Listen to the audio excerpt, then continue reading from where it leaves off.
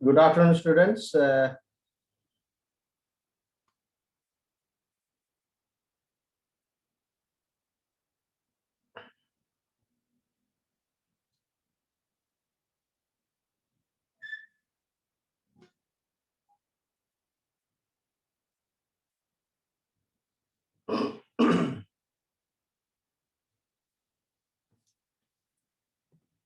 afternoon, students. Can you hear me? Good afternoon, sir. Yes, we can hear you. Okay, great. Right. Yes, sir. I'm Gaila Parnaidana. I'll be your academic coordinator for this course. This is CVX 4241 Engineering Hydrology. Now, let's see how many are there. 29 participants. I believe we have more students than that.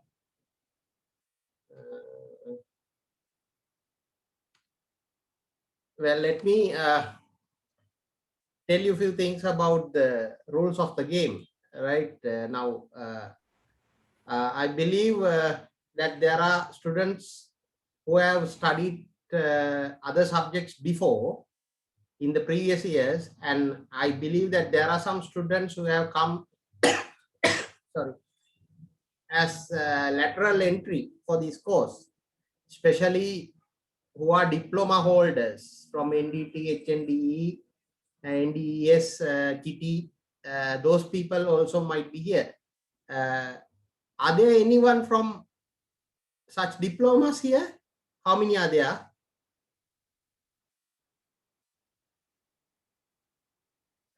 Can you just drop me a message in the chat box saying that you are a diploma holder, because I would like to keep a track on them separately. I can see there are two hands.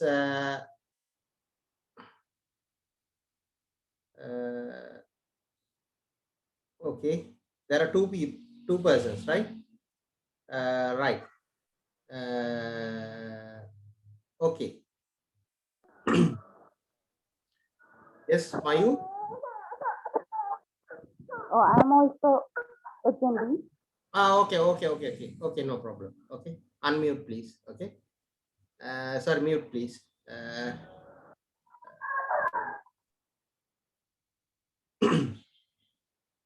Right, now I believe you are familiar with the delivery mode in Open University, right? Are you familiar with the delivery mode in Open University? This does not have this conventional delivery mode, but we are trying our best to give you what we can give in this mode.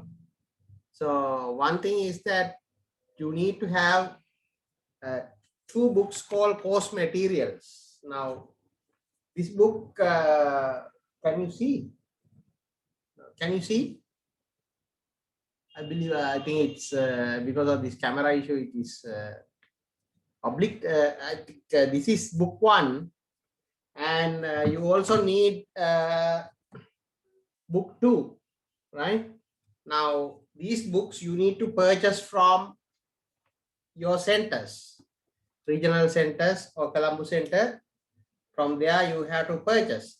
Now, I will upload first 5 lessons to the common course, because I believe that there are some issues in delivering these books on time.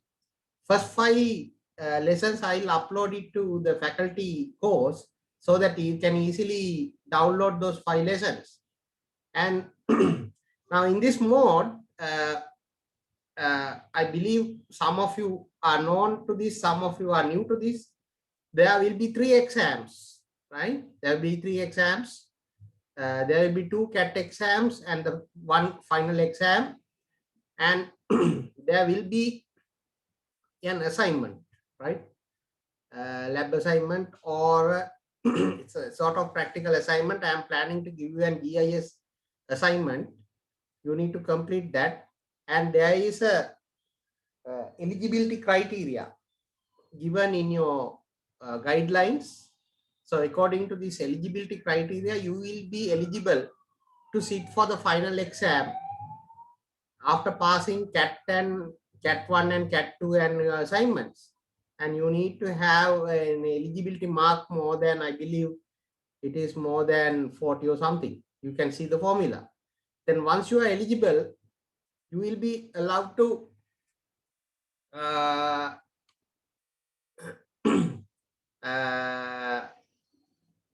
you will be allowed to sit for the final exam.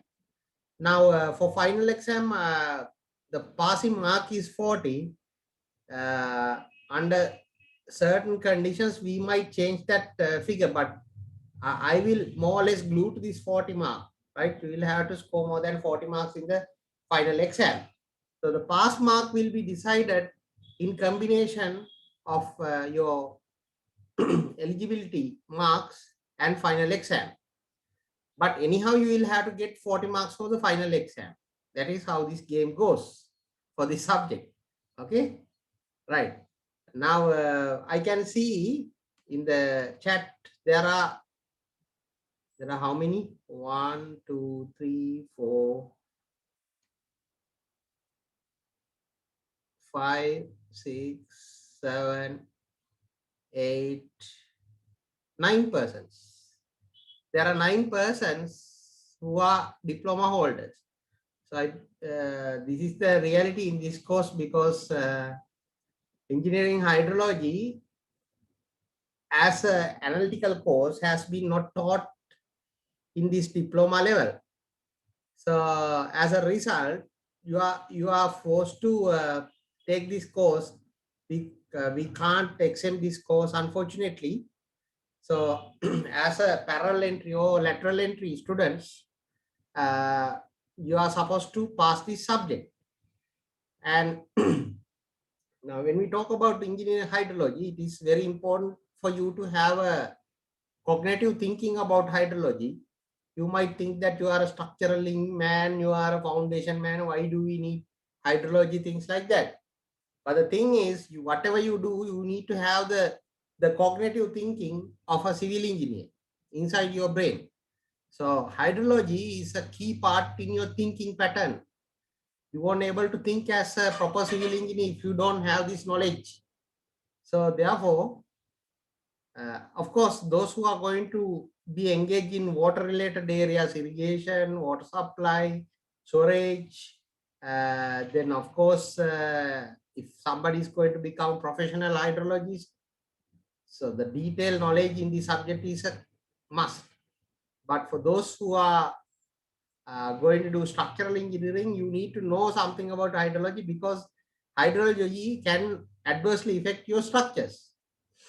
Right, that's about the initial chat. So I'll start presenting the presentations. I will start.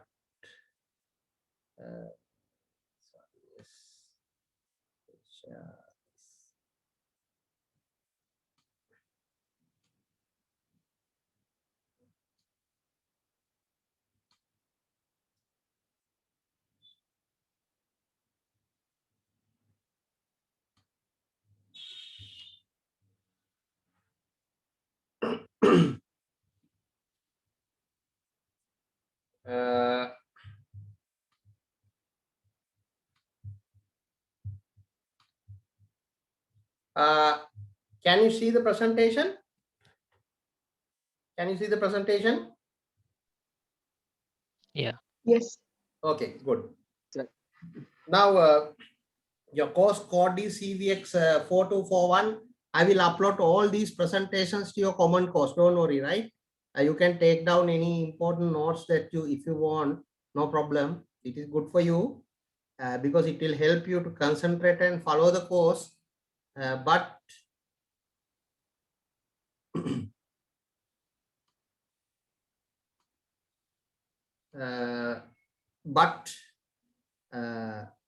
you will be getting the presentations.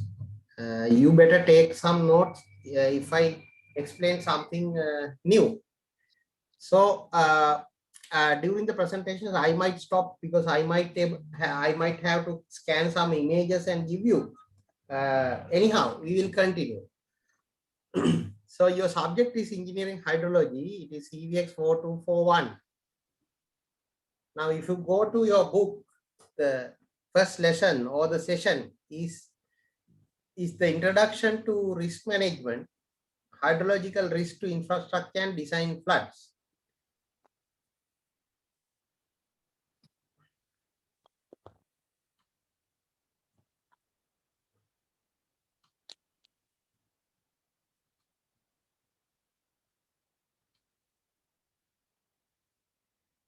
Now, when it comes to hydrology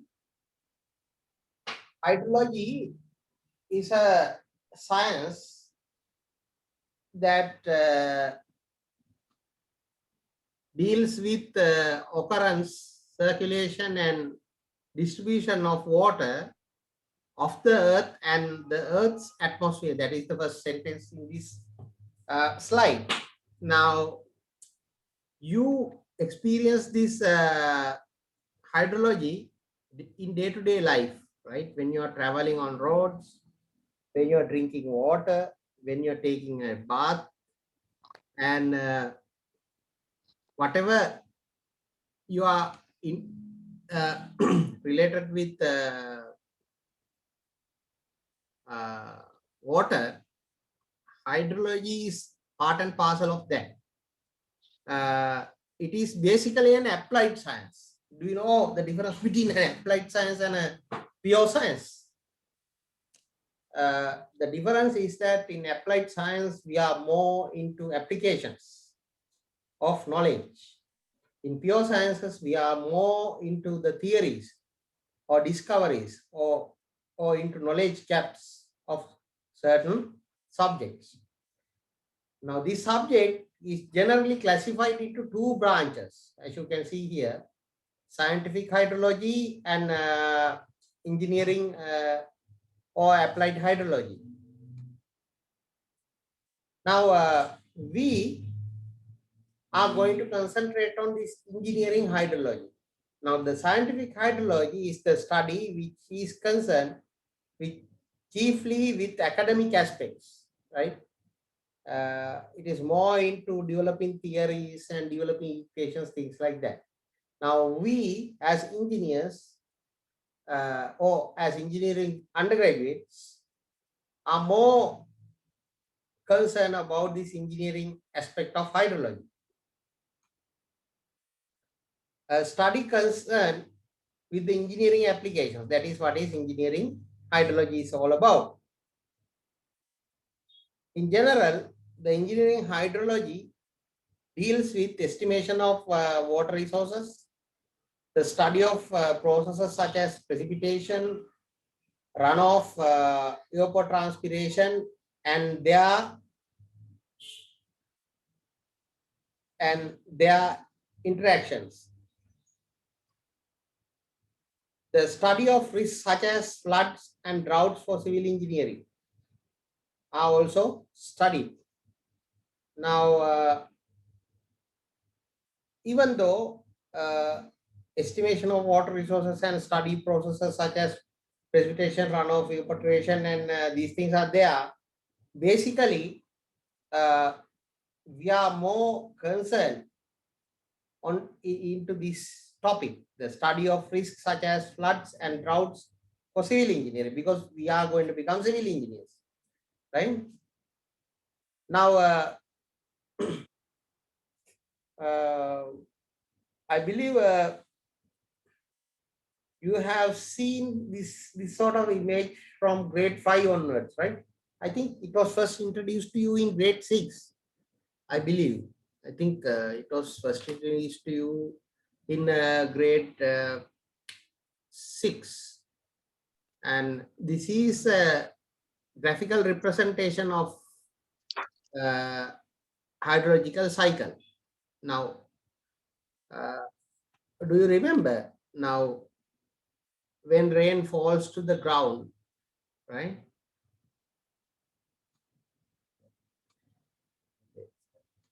Now let me have the laser pointer. Now this when the rain falls to the ground, I it it get accumulated, it get runs off on the streams and go to the sea, and from there and from the land it get evaporates and condense into clouds, and clouds will uh, saturate or condensate with the wind patterns and climatic conditions, and once it is heavier enough to come down, it will come down as rain. Now this is called hydrological cycle. I think you have studied this from grade 6 onwards. Now, now this hydrology has two main elements: surface hydrology and groundwater hydrology. Now, I'm not going to touch groundwater hydrology today, but there will be some lessons coming up in book 2 about groundwater hydrology. Right now, for you to get an idea about the quantity of water available in surface water and in groundwater. So you can see the sea contains like 1.34 million square cubic kilometers of water. So in lakes and rivers, it is around 223. Now 233. Now for runoff, it's around runoff in the soil, over the soil is around 40. Then in the atmosphere it's around this much. So these figures are calculated. Now in groundwater there are 8.5 million cubic kilometers of water. Presently it is given here, present in groundwater. So it's a fairly high amount of water. Now, what drives this? Hydrological cycle? What drives this hydrological cycle? It's driven by. It is given here, right? If you see at the bottom, within the hydrological cycle, water is constantly moving, driven by solar energy. Actually, the entire hydrological cycle is driven by solar energy. The sun causes evaporation also occurs from the oceans. Remain the falls onto land, and it is this water which is unusable by all living beings and vegetations on the planet. Now, the amount of water available for living beings to use is this little amount of water that comes onto the surface of the land. Now, this image discuss about the fate of the rainfall. Now, when the precipitation hits the land, part of it will get infiltrate into the ground, part of it will run on the surface, and some of them will be accumulated in certain reservoirs and tanks, and part of it will be evaporated or evapotranspirated. You will be learning evaporation and evapotranspiration in lesson 4, and part of it will flow to the ocean, and then from atmosphere it will come back to the surface. Now, if you give a mathematical representation to this process, the flow over the surface into small canals can be represented by R. Normally it is termed as surface runoff. Then the infiltrate or the infiltration taking place into the soil and stored as groundwater, you can give a denomination as I. Then captured water in soil as surface moisture evaporates or store snow during winter will melt and flow. So this evaporation is denoted by E.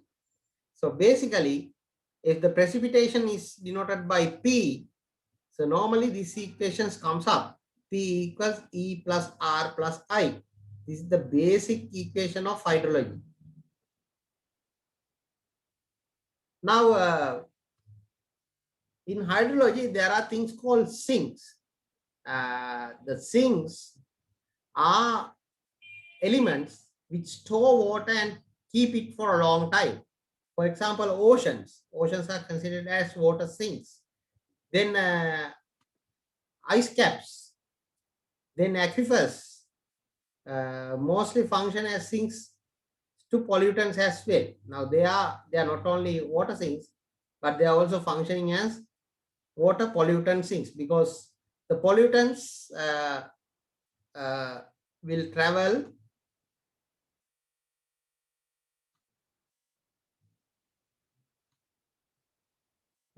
along the hydrological cycle with water. Right? So they are not only sinks for water, but they are also sinks for pollutants. Now, and there are things called freshwater bodies. The freshwater bodies are water bodies which contains fresh water.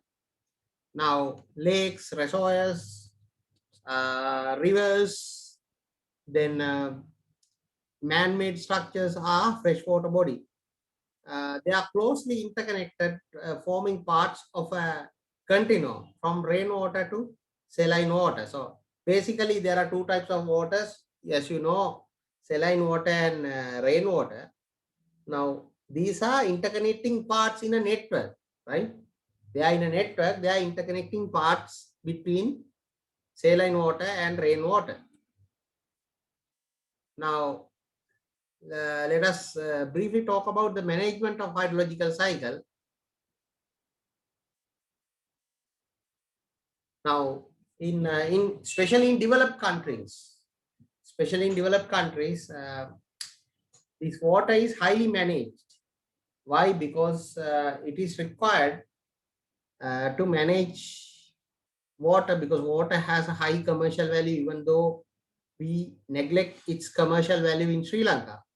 Now, water is used for industry and it is used for agriculture through irrigation. Then it is used for domestic use, domestic consumption. Now, the water sources can be classified into these three categories: running waters, standing waters, and groundwaters. Now, if you look at this row at the bottom of this table, it represents the timeline of water stagnation. Now, for example, if you look at a stream, the water in a stream will be there for hours or days. If you take a water molecule, it will be there in that object for hours and days. But if you take standing waters, shallow lakes or deep lakes, it will be moved. It will be moved from months to years. You can see months, years, and 10 years. Then deep lakes, for thousands of years, it will be there. Then for groundwater, you will be studying about aquifers separately. Don't worry. Now these are called deep aquifers, shallow aquifers, confined aquifers, non-confined aquifers. Now, in these aquifers, the water that we pull out with deep wells, tube wells, were there for thousands of years.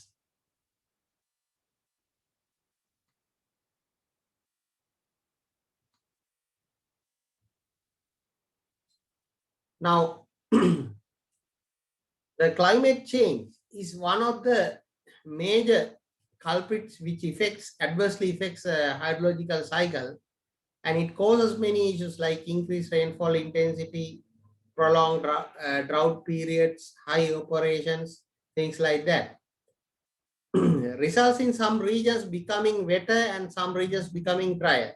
Now, for example, if you look at Sri Lanka, I believe there are people from the, the dry zone of Sri Lanka in this lecture, and I believe there are people from the wet zone of Sri Lanka as well. So if you look at the rainfall patterns, the wet areas becoming wetter and dry areas are becoming drier. This is due to climate change. Now, let us talk about the application of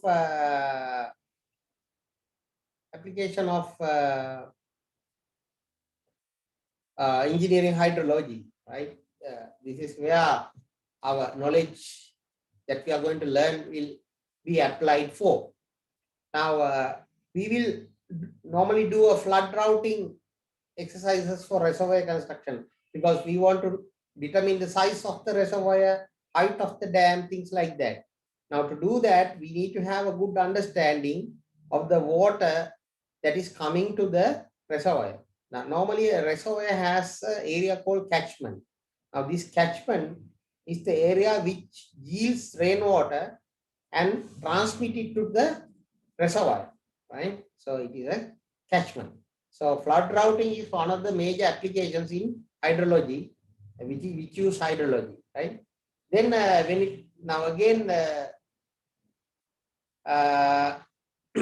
spillway,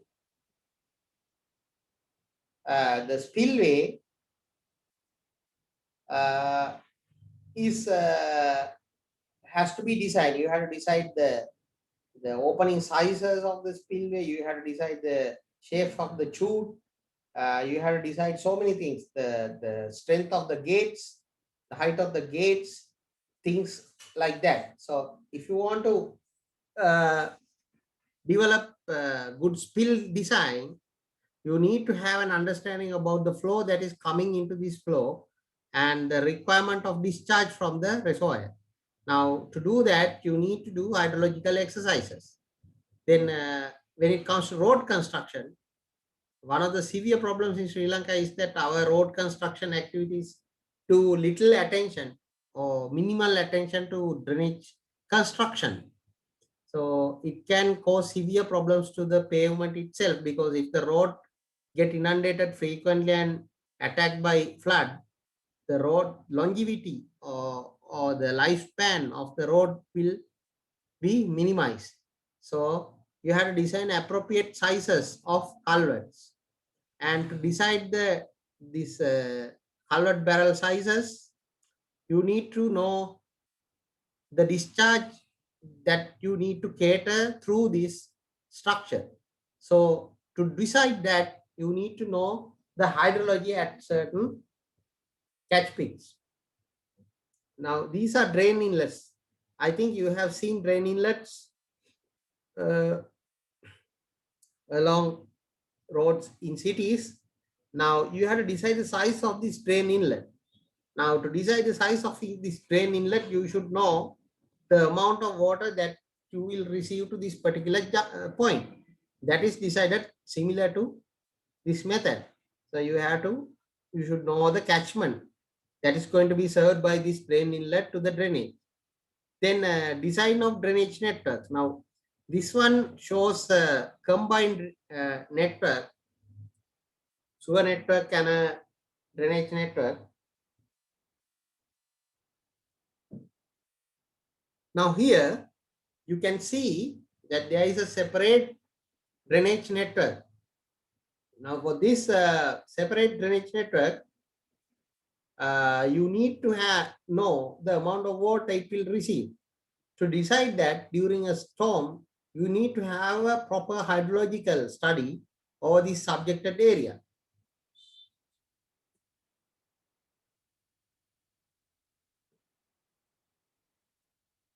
Now,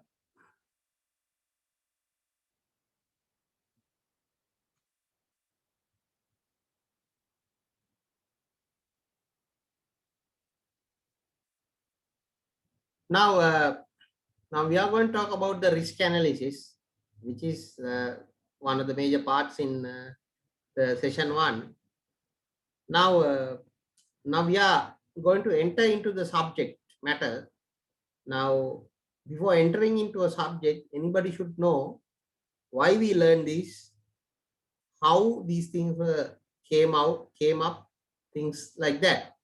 So one of the major reasons for the development of hydrology is the associated risk of water management, right?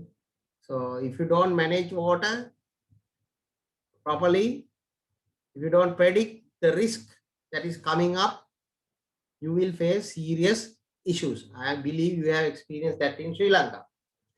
Now, the risk analysis can be defined.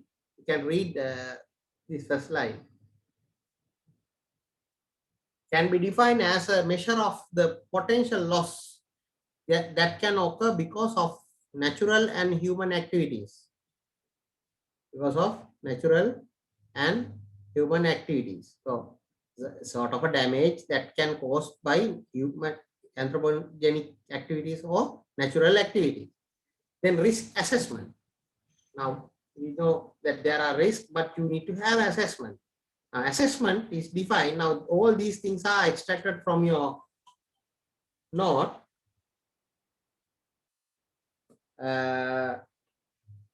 If you go to session 1,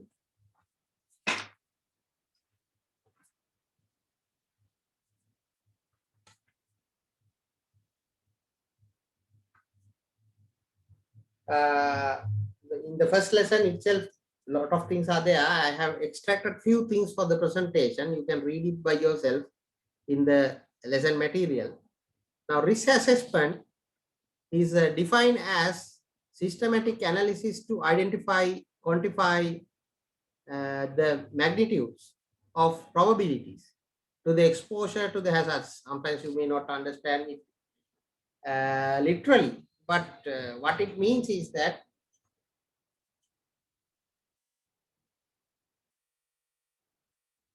what it means is that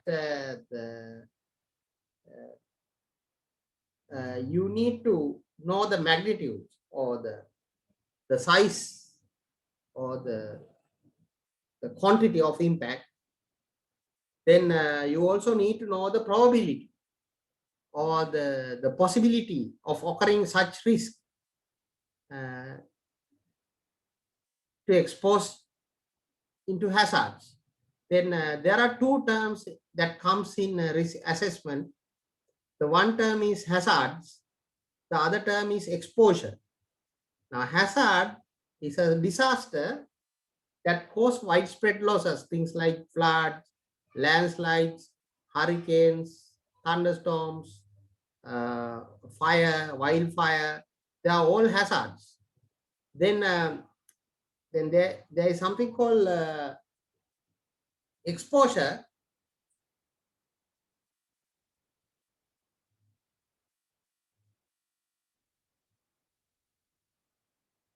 There's something called exposure, the presence in hazard zones of the elements at risk. Now, let's say you are a human, you are an element which is at risk. So, if you are exposed to a certain location, that is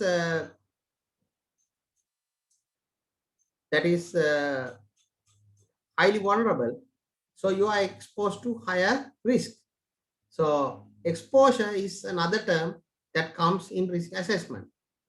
Then in risk analysis, there are three segments: risk management, risk assessment, and risk communication. Now, in risk assessment, you need to know the magnitudes and the probabilities of hazards, then the level of exposure. Now, in risk communication, it is all about communicating to the community at right magnitude at right time. Now, there is no point of communicating to a community 1 minute before a tsunami hits the community. You need to give enough time span for people to evacuate and rescue themselves. So risk communication is the process of sharing information about nature of risk. Then the third aspect is the risk management. Is a practice involving coordinated activities to prevent, control, and minimize losses incurred due to exposure and vulnerability of elements. Now, it's a method of estimating things, then prevention, control, and minimizing of losses caused by these hazards. So this in our subject, right? In our subject, in this course, so we are going to pay more attention to hydrological risk management and the necessary information gathering for hydrological risk management. Now, even in the previous slide, I show you design of spills and dams. Now, there is a hydrological risk for these structures. Now, we need to manage this hydrological risk. Now, in order to manage this hydrological risk, you need to generate certain informations about the hydrology of that particular location.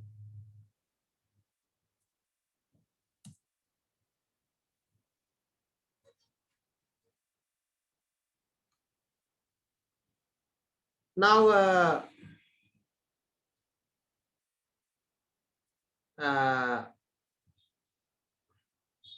let's talk about hydrological risk to infrastructure, which is important for civil engineers.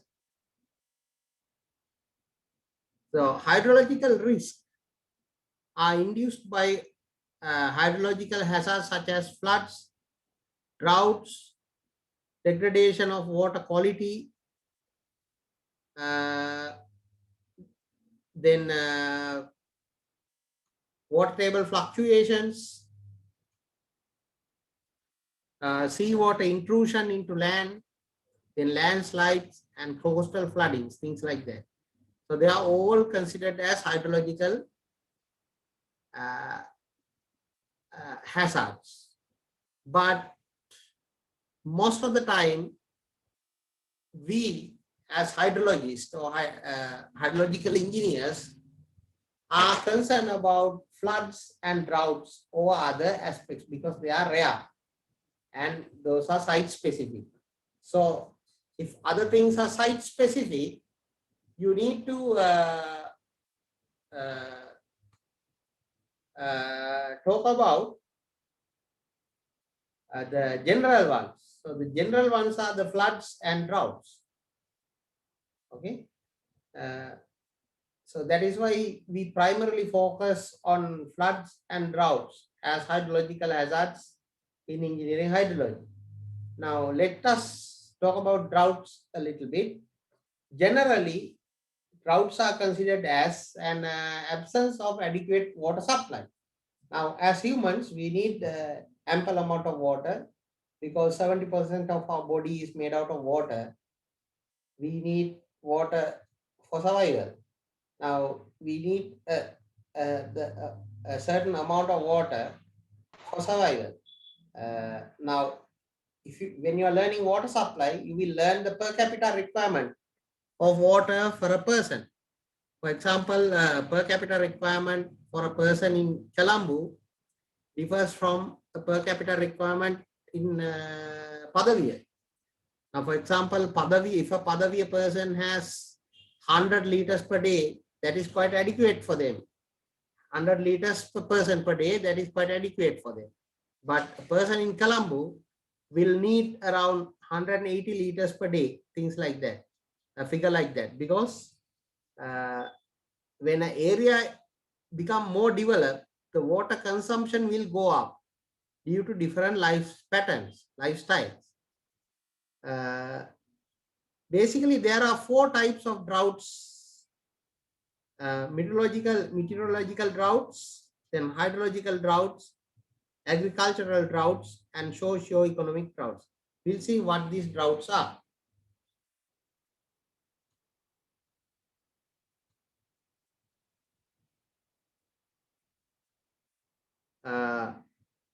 Meteorological droughts: the degree of dryness and the duration of dry period, the degree of dryness.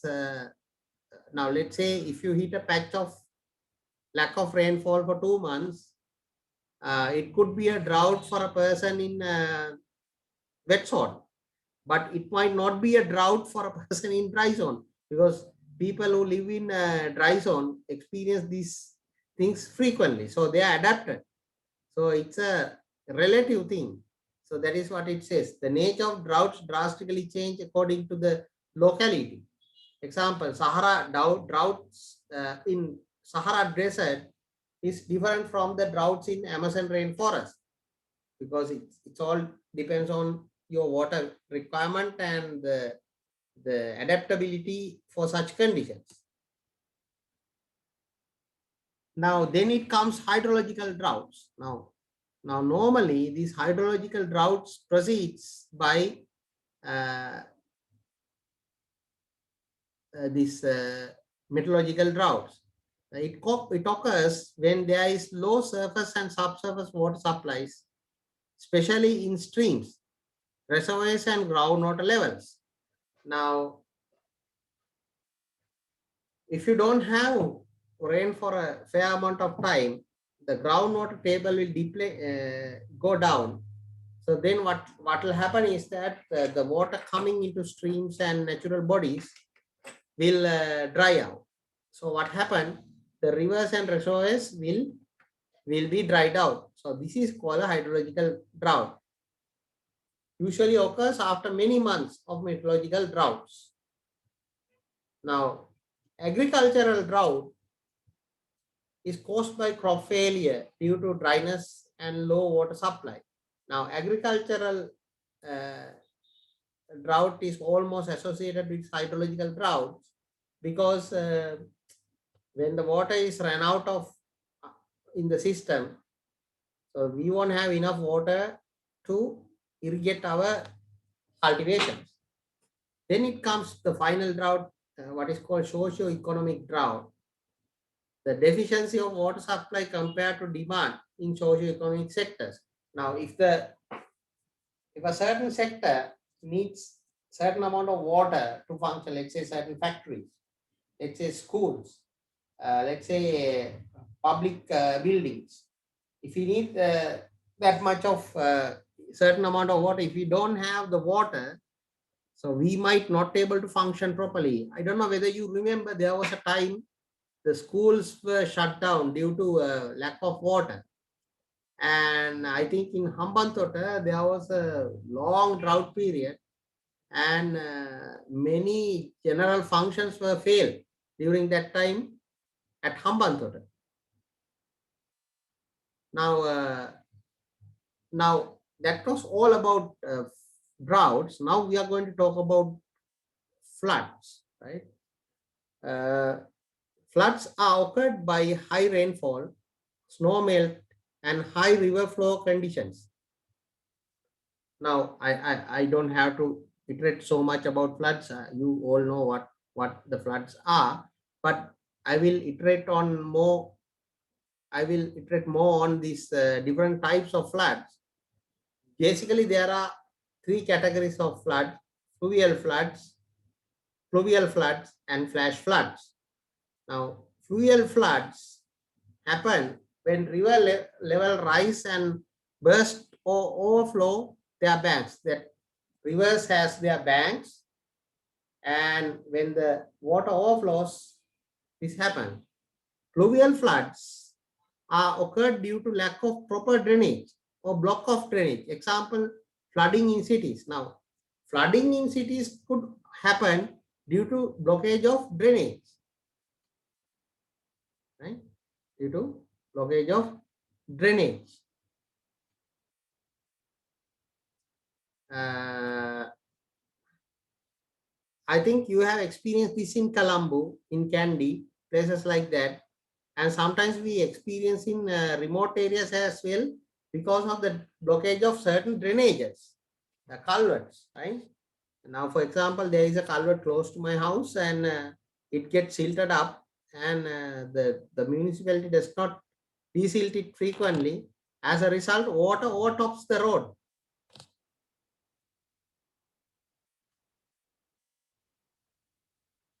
Now, flash floods are suddenly occurring high flows uh, due to sudden rainfalls, glacier collapsing, or infrastructure failure. If a dam or a reservoir fails, there will be a flash flood. It will wash off certain villages below that reservoir. I think you remember, I don't know whether you remember, but we definitely remember the failure of Kantale tank. When Kantale tank breached, there was a serious damage to the infrastructure below. Similarly, once the Hurlu was failed like that, and 1 or 2 months back there was a serious flood caused by glacier collapsing or glacier meltdown. So those are flash floods. Now these three major shows these three categories of floods. Now fluvial floods are overflowing of rivers. Now this river is here. Now you can see the river has overflown to the embankments. So the city get inundated, right? Now pluvial floods are caused by drainage blockage. Now you can see that somewhere around the drainage is blocked. Now water is not draining out from the city. So pluvial flood has occurred. Now this is flash flood. You can see the water is gushing into a city. All of a sudden, everything get washed off.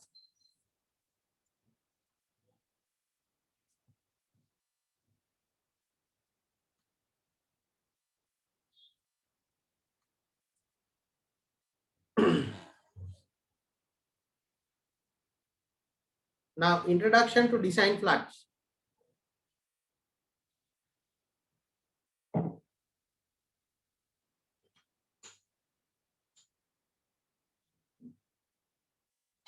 Now this design flood parameter is a very important thing for us as civil engineers, because when we design certain civil engineering elements or civil engineering structures, we need to know for what level of flood that we have designed the structure. So there are several ways to define this so-called design flood. So design flood is generally defined as the maximum flood that a structure can safely pass. Let's say if you talk about a bridge, what is the amount of flood that it can safely pass it through? If you talk about a culvert, what is the maximum design flood that it can take? So things like that. Now, there are two approaches to estimate these design floods.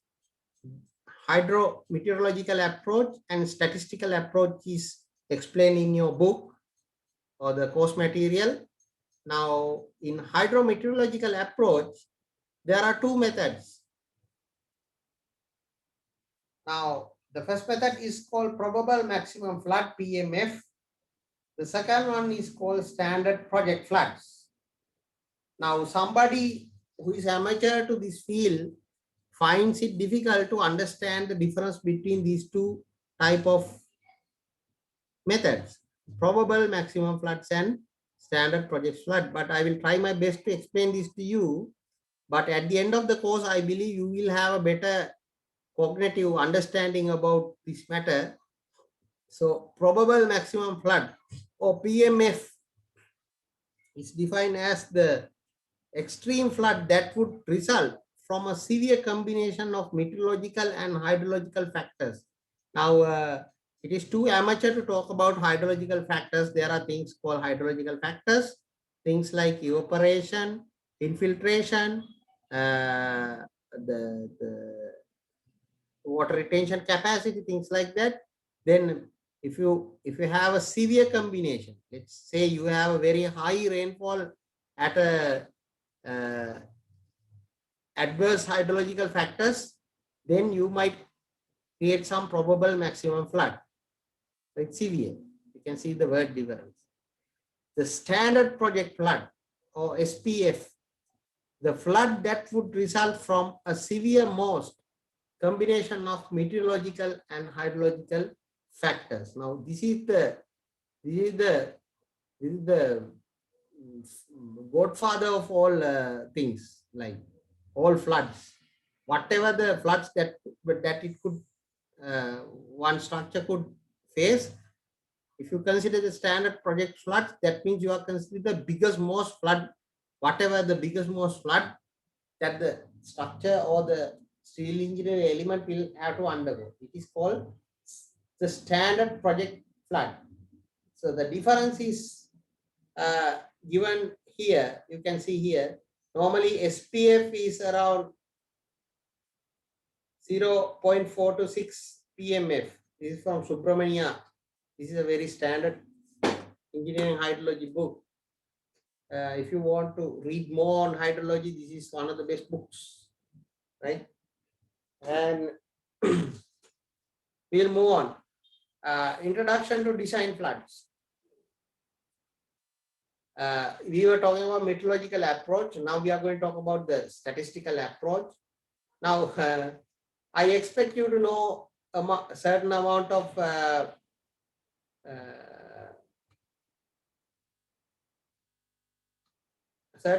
hydrology, certain amount of statistics for this course. The statistical approach, this is often called as flood frequency analysis, and it is performed using annual flood peak discharges. Now, the probability of rainfall occurring greater than the magnitude of X equals P. Let's say the probability of occurring a rainfall greater than 100 millimeters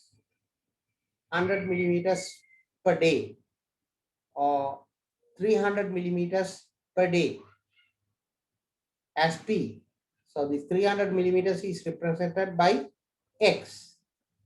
The recurrence interval of flood greater than X, capital T, is given by 1 upon P.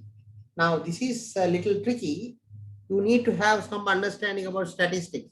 Let's say the probability of occurring a rainfall greater than 300 millimeters is 0.1. So that is the probability per 1 year. So what is the return period or the period that will occur? So it is 1 upon P. Let's say then 1 year divided by 0.1 will become 10 years. So it means this recurrence interval means the gap or the possible interval between such event to occur again. In frequency analysis, predicts the magnitude of an event corresponding to a specific return period based on the past record events. Now, this analysis is normally done. First you have to get the probability. Then after that you have to get the recurrence interval or the return period. Now to get the probability of a certain event, you need to do a record analysis or record study of past events. Now this shows a study, actually a small study I did. We will be talking about in the other session more about this. Now, now here on the left hand side, you can see a flow duration curve with the exceedance probability. Let's say, for example, if the exceedance probability is 40%, now the flow that is going from that particular station is around 18 cubic meters per second. So the exceedance probability of a flow above 18 cubic meters per second is 40. That is what it means. So if you take this axis, then this is probability P. And if you apply this equation and if you replot it with the log scale here, because if you plot it with the normal scale, this will be a elongated diagram. So that is why I have plotted with the log scale. And you can develop a correlation here with a certain statistical accuracy, and you can predict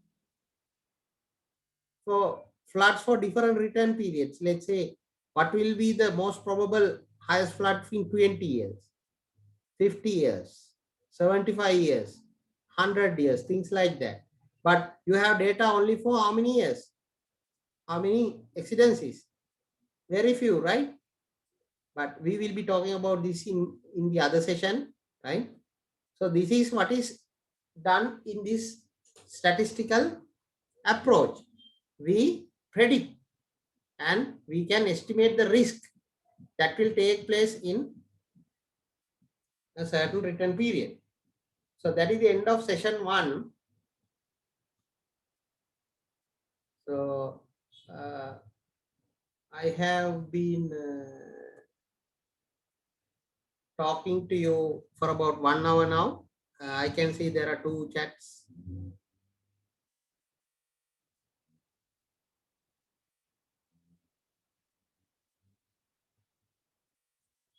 Now I can see that there is a message saying that to allow them to come into the class. I have allowed all of them, but I appreciate if you come at the start of the class, because it really disturbs me while teaching.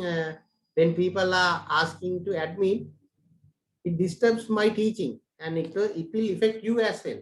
So I appreciate if you come on time for classes, right? Then there is another person, Pradeepan, has asked, where can we see the aquifers? Aquifers, actually, you have to see aquifers beneath the ground. So when you dig a well, what you get water is what you call an aquifer. We will be talking about aquifers in book 2. There is a separate course for groundwater hydrology. In there, we will be talking about aquifers. So don't worry about that.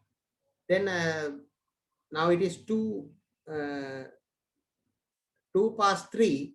I will give you a small interval of let's say 20 minutes, and we will start session 2. Okay, so until then, be on this link, or you can go out and come back, no problem. I'll be starting around 2:20. I'll be logged on, and I will not close this link. I will switch off my mic and video, and I will be giving you an email.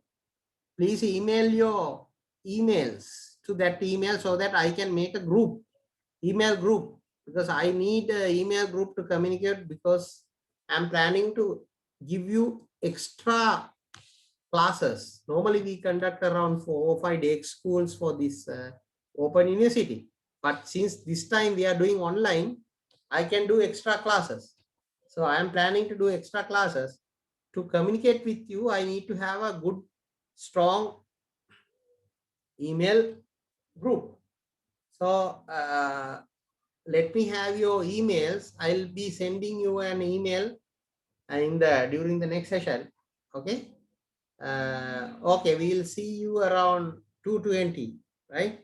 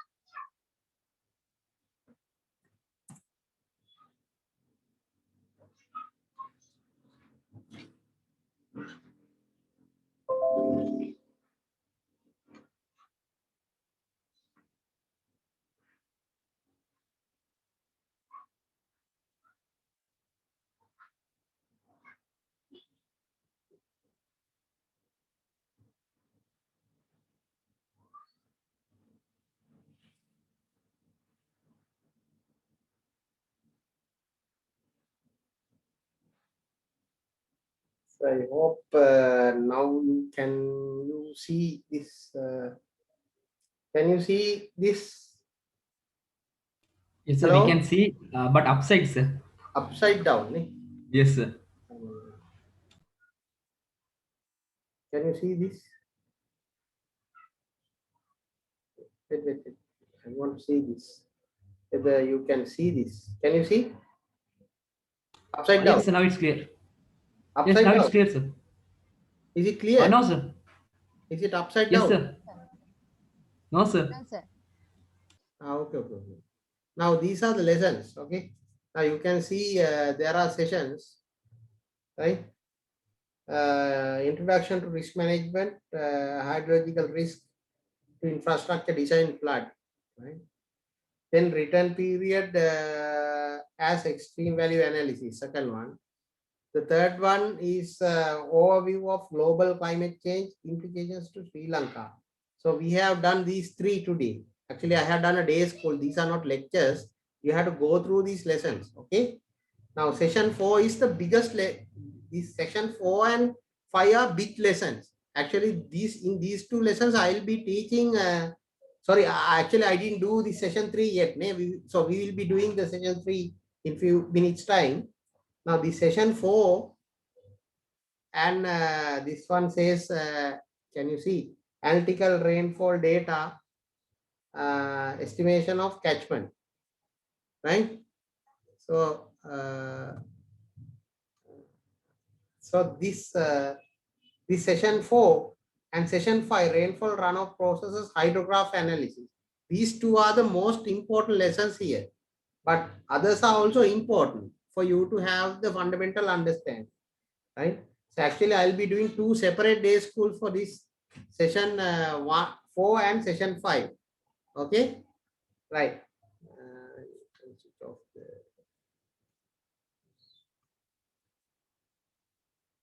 Right.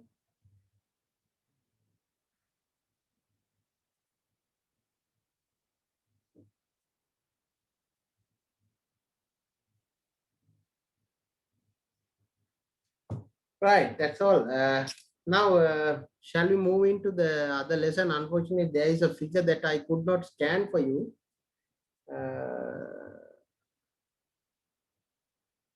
Anyway, I will during the presentation, I will.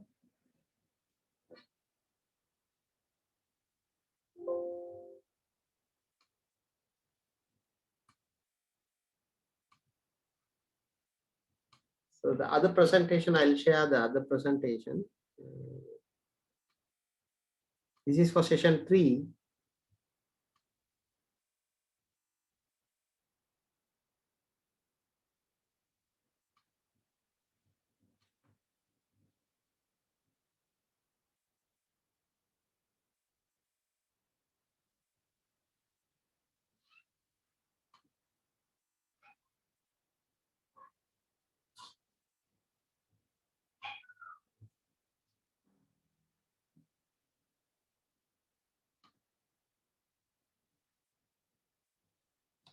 Now, in your session 3, we will be talking about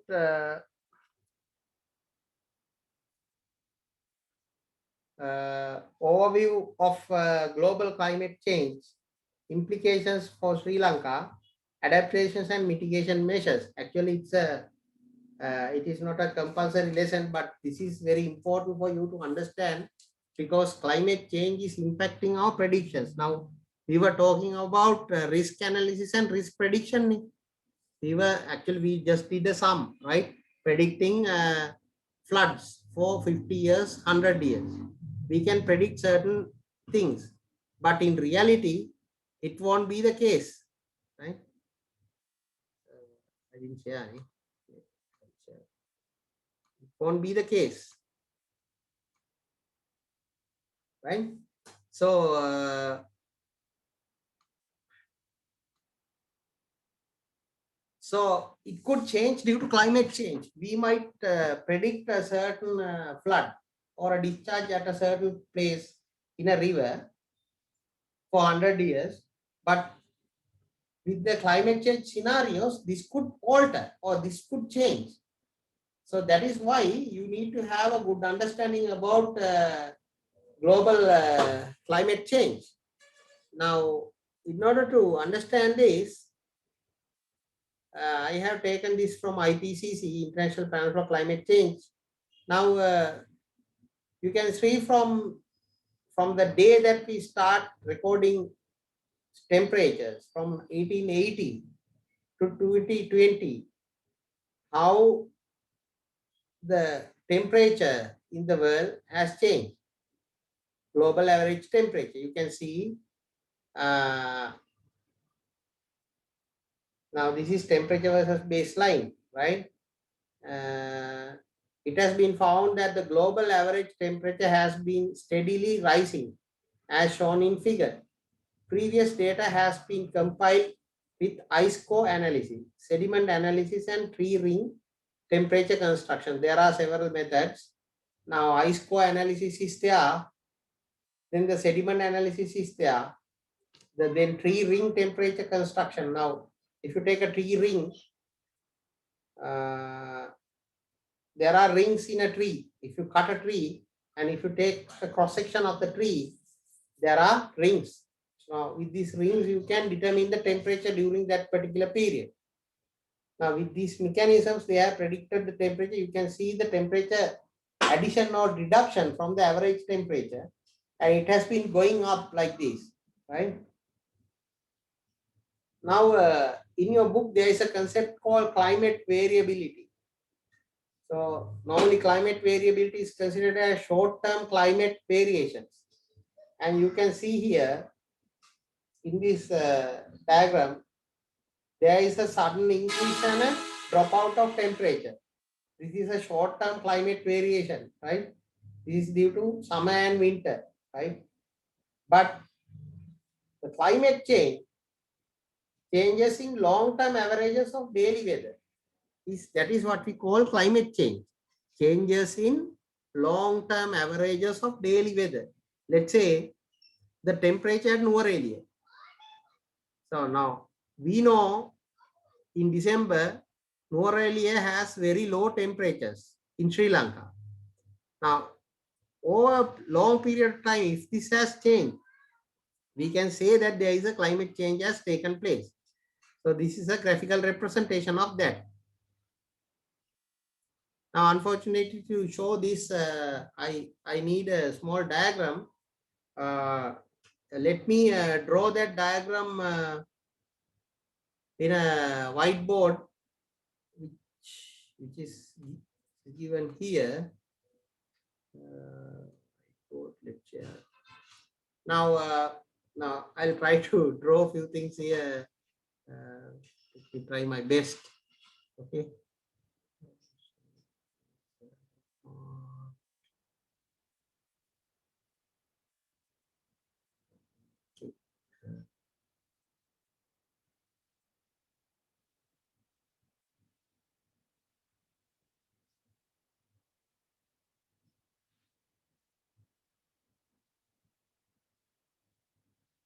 Now, if we draw the globe, right? Consider this as globe with a radius of r, right? The radius of r. Okay. Can you see this whiteboard?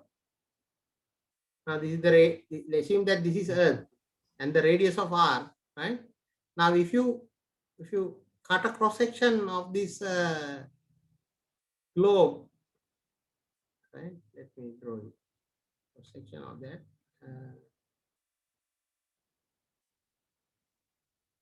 Let's assume that this is the cross section of the world, right? This is r, right?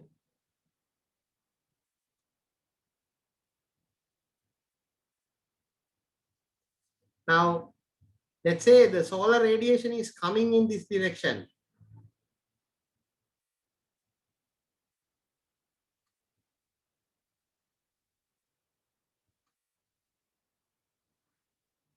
Right?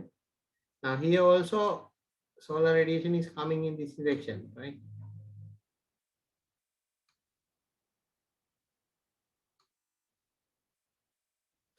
Now I have cut the globe like this, right?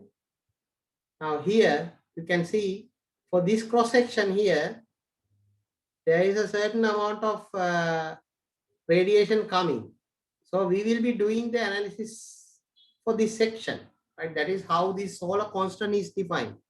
I'll go back to that slide.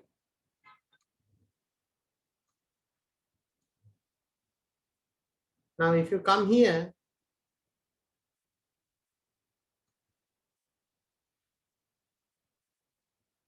now in this, so we have calculated the estimated value of solar constant as S. So we can calculate the energy intercepted by the Earth, right? Which is S into 5R squared. So this Earth, let me use a different whiteboard. Let me use my phone.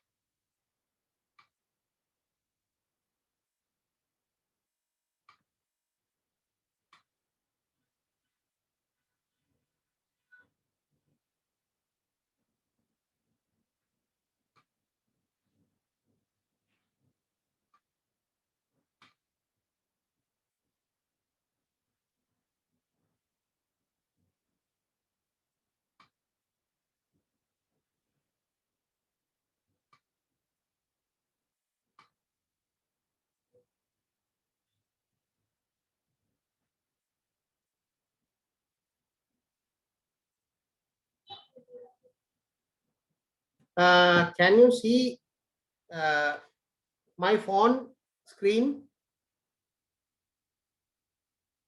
Can you see my phone screen? Hello? Yeah. Yes, sir. Yes, sir. That's great. Yes, sir. Okay. Now I'm going to draw a few things in my phone, right? Now we were talking about the Earth, right? And we made a cross section like this, right? And we were getting solar radiation like this, right? And we intercept it using this cross section, right? And here this is called phi r square, right? If the radius of Earth is r, let the radius of Earth be in r, and if this constant,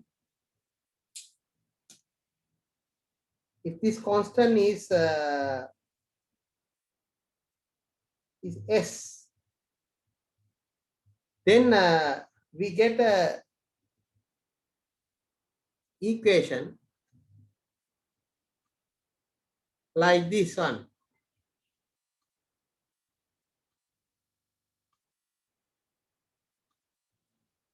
like here, right? Sorry, like this one, right?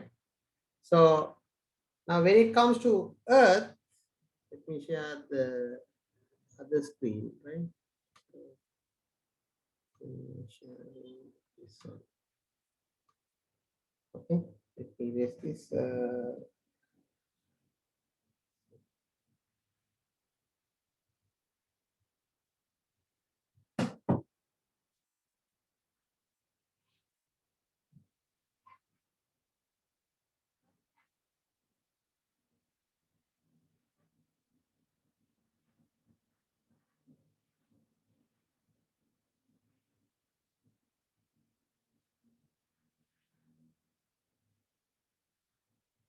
Now,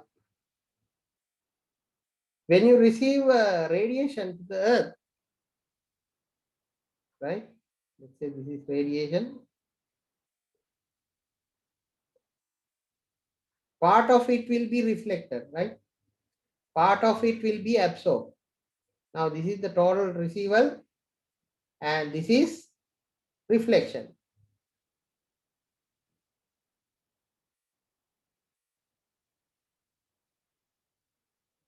Okay, this is reflection. So part is absorbed here.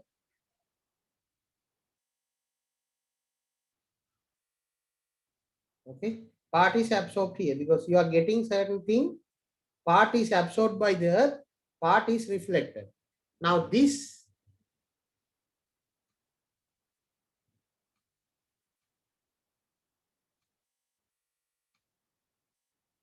here, there is a constant defined called Alberto constant. This Alberto is the ratio between the total reflection of energy and the total receival. Now we receive an energy of equivalent to S phi r squared. Let's say the absorption is let's say the absorption is alpha, absorption is EABS, then alpha equals S phi r minus EABS divided by S phi r squared. So energy absorbed is given by this equation A. Now there is something called black body temperature. This is taught in your A-level physics. If you assume it, if you assume a certain object to be a black body, the if that black body has a certain temperature, it will emit by a unit area in the unit time is given by the following equation. EB is the total energy emitted by the Earth. This the sigma is called the Stefan Boltzmann constant. TE is Earth's black body temperature, and 4 pi r squared is the surface area of sphere. So we will get the energy reflected by the Earth by radiation. Now, normally, if we assume steady state conditions, that is that over the millennia, the Earth temperature has not changed appreciably with time. We can assume, please don't misconfuse or confuse this with global warming. We are talking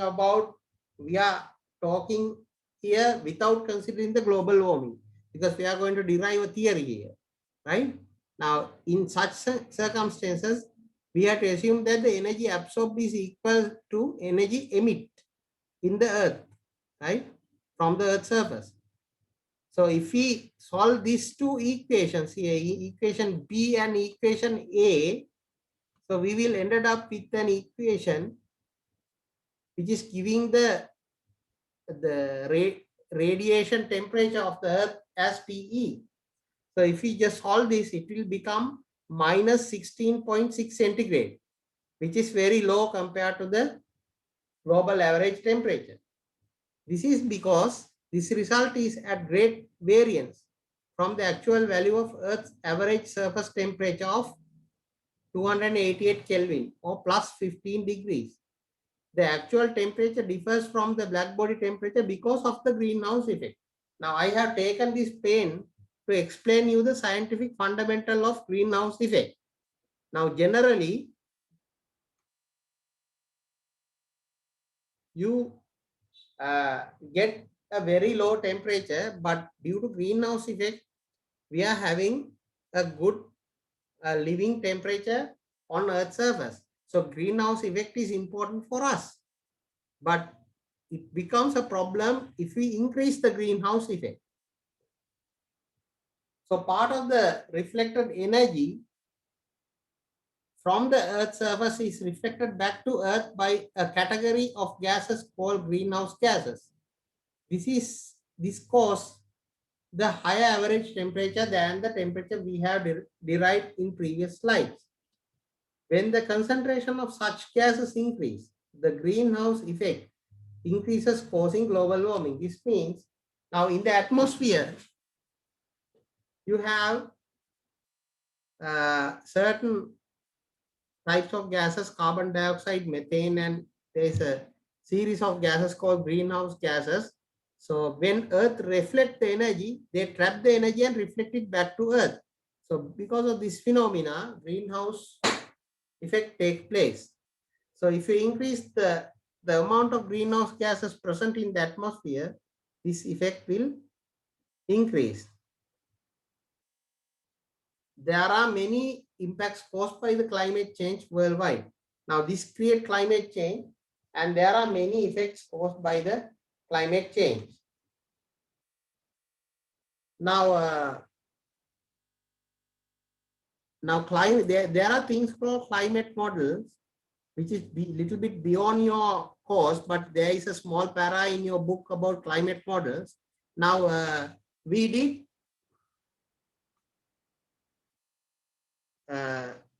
traditional risk analysis in your previous slide, right? But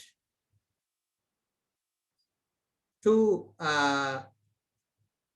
incorporate climate change into this thing, there is something called climate models.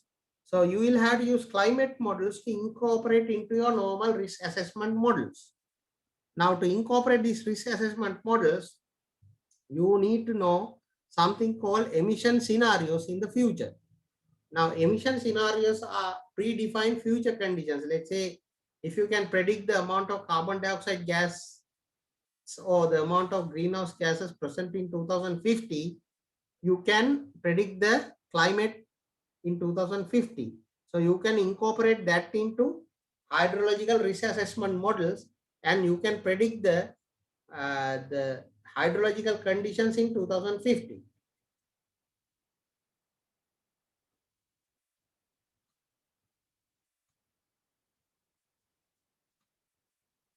Now,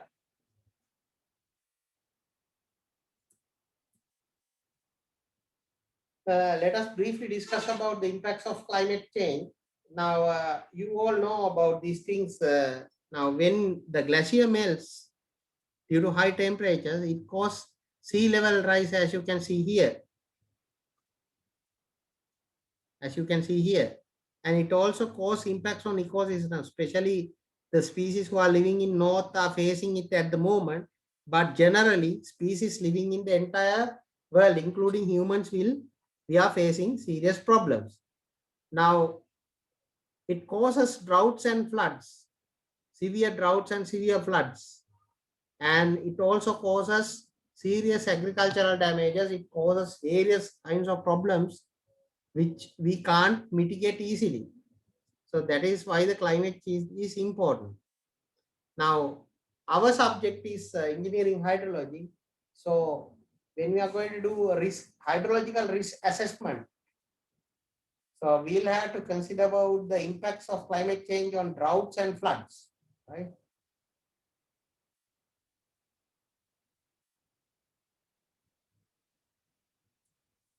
So adaptation to climate change. So as I told you, you have to adapt the climate change into your system. So there is something called iterative risk management, IRM. in your book. It is figure 3.2. I'll try to show the thing. You can read it because these things are not that important, but you need to have a certain knowledge about these things. Figure 3.2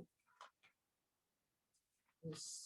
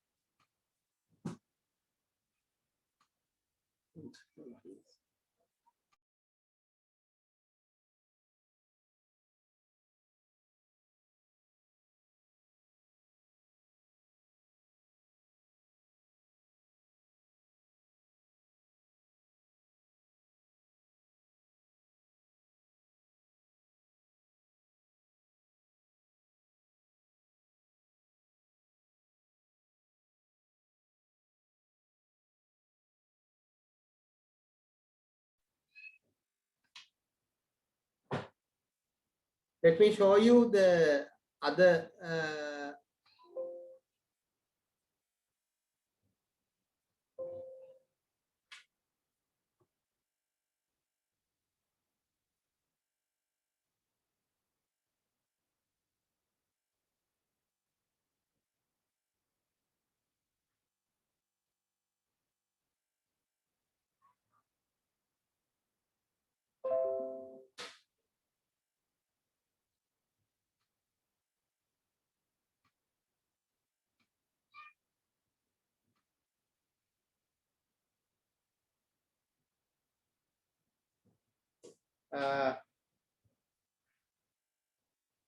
can you see this?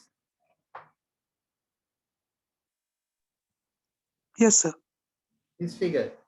Now in this figure, there are three segments here, right? Scoping, analysis, and implementation. Okay. Now in the scoping, there is a cycle inside it. In the analysis, there is a cycle inside it. Implementation, there is a cycle inside it. Now in this system, the beauty is that now each segment can make implications on the other. Now, for example, scoping is not prior to this analysis because they are interconnected. Now, even during analysis, you can do scoping. So that is how this model, this is the basic architect of that model, right? So those who are going to study in deep hydrology, you will have to study about these models. These descriptions are there in your book, right? Which are little beyond your scope, actually.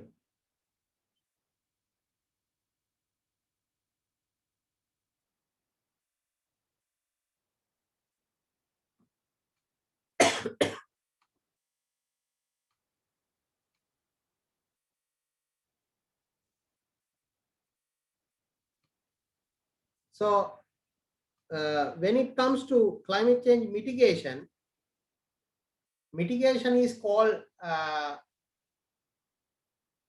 the mitigation is conducted either by reducing source of greenhouse gases or enhancing the sinks that accumulate and store greenhouse gases.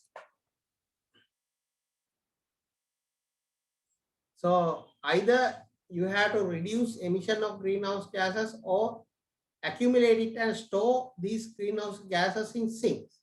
So these are the two ways of mitigating climate change. So there are several sectors that these sort of mitigations are incorporated with: the energy sector, the transport sector, industry, agriculture, forestry, and waste management. So you can read it from section 3.3. I'll be sending these lessons to you. let me come to the last slide, the climate change and its impacts in Sri Lanka. No, in according to there's a para in there's a one or two page description in your book about climate change in Sri Lanka. You can read it out. I have generalized it. So we are going to experience high intense rainfall. What does that mean? So for example, if you experience 100 millimeter per hour rainfall, you might experience 200 millimeter hour rainfall. So then heavy landslides might occur, right? Then frequent floods, right?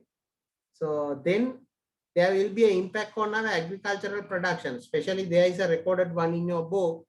If a 1 centigrade increase take place, it will cause a 4.6% reduction in tea production. So, 15%, nearly 15% of our foreign revenue is coming through tea production, right? So these sort of impacts will be there. With that, I will wrap up our lecture. And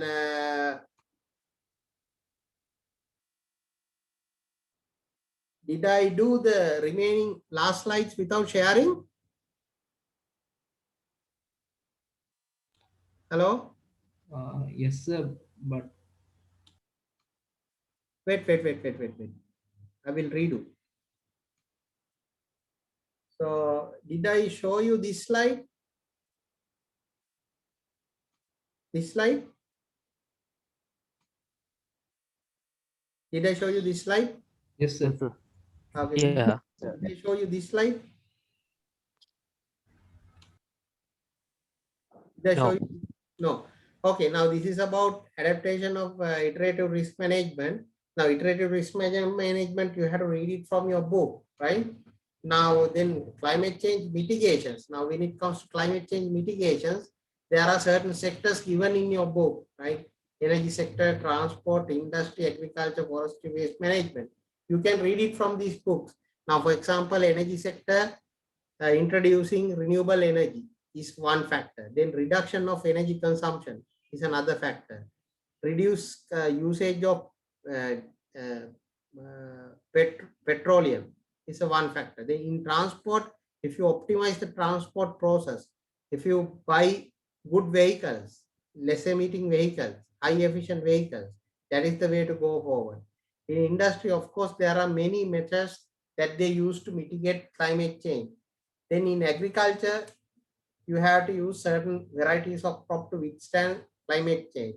Then if you can increase forestry, of course, it will mitigate climate change. Then in waste management, definitely it will increase climate change because it will reduce emission of greenhouse gases. Things are like that. So when it comes to climate change and Sri Lanka, uh, so these are the factors. These factors are there in your book. Now, increased frequency of extreme events, things like getting 300 millimeter, 400 millimeter per hour rainfall. Then heavy landslides. I think you remember in 2017 we were experiencing many landslides in Sri Lanka, right? So this is because of adverse weather effects. Then frequent floods, right? So you will have frequent floods in Kalaniganga, right? Things like that. Then the impacts on agriculture production. One example is given in your book as if the temperature increased by 1 centigrade, the production of tea will drop by 4.6%. So you can see the impact it can cause to our economy. So things like that. So with that, I will wrap up this lesson session 3. Please read the notes. I will send you the first 5 lessons, and I will also share these 3 PowerPoint presentations to you. And now I think I can see, I think you have sent, no, I have received 25 mails, 24 mails, emails to my email. Please, after this lecture, please drop an email to that ehydro2021@gmail.com. And I will be sending you emails and details and reschedule dates and new day school time periods on that thing. Okay, right. With that, I will wrap up today's lecture. If you have any questions, please ask. If you have any questions, I will clarify at my desk.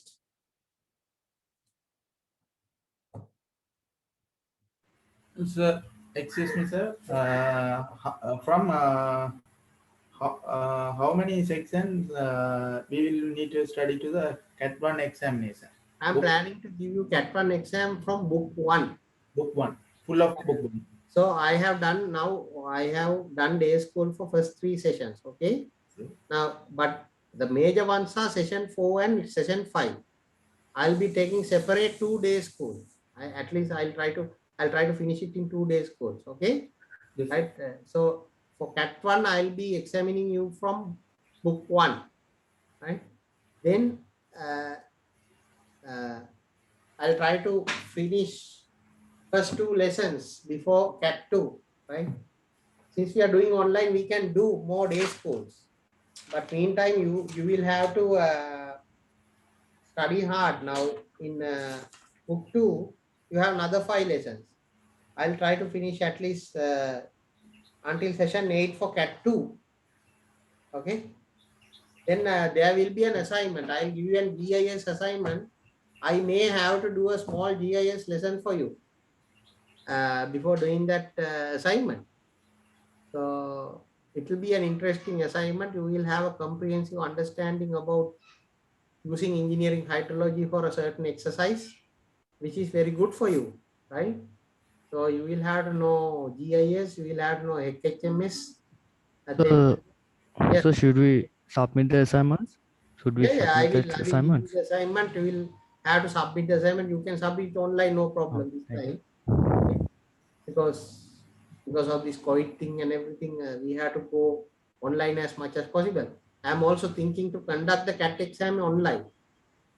Okay, there are ways to conduct it.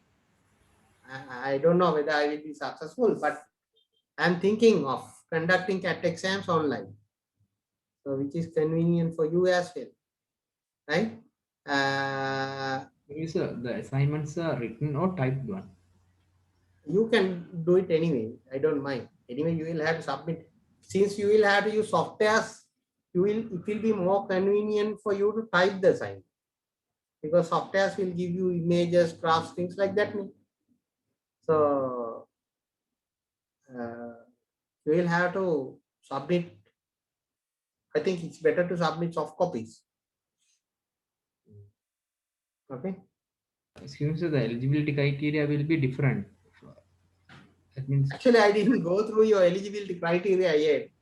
Let me see whether I have anything on your eligibility criteria. I don't think I have anything here. Is it there in your activity diary? Eligibility criteria? Yes, sir. Is it there? So average get into 0.5% plus average lapsation into 0.5%. That greater than or equal 40. That is the eligibility criteria. Right. Okay. So cat from cat 0.5, lapsation 0.5. Now for you, we don't have a lapsation. Actually, we are going to do an assignment. Okay. So you will be getting 0.5 from assignment, 0.5 from cat. Okay. Okay. That is according to your activity diary. Okay, sir. Thank you. Then for final mark, I think it is from 0.5 from eligibility and then 0.5 from final exam. Am I right?